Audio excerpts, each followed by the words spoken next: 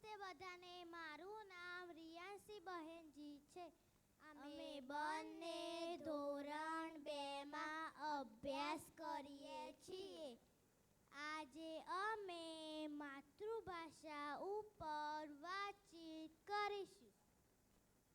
શૌર્યભાઈજી, આજે તમને ખબર છે કે આજે શું છે?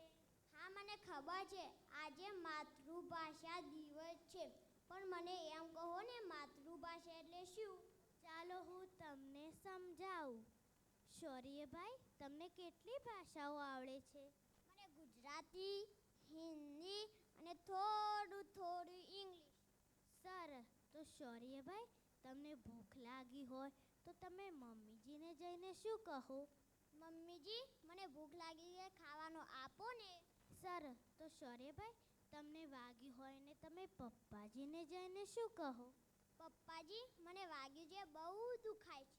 સરસ. તો શૌર્યભાઈ, તમે શાળામાં હોય અને તમને સરવાળા ન આવડતા હોય તો તમે શિક્ષિકાજીને જઈને શું કહો?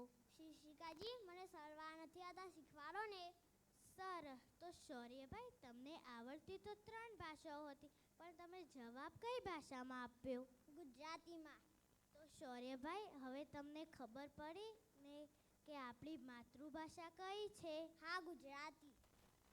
તો મિત્રો, હવે સમજણ પડી કે મારા મનમાં વિચાર આવે જે ભાષામાં, એ ભાષા એટલે માતૃભાષા. મમ્મી મને જે શબ્દો વડે વહાલ કરે એ શબ્દો એટલે માતૃભાષા. તમારો ખૂબ ખૂબ આભાર.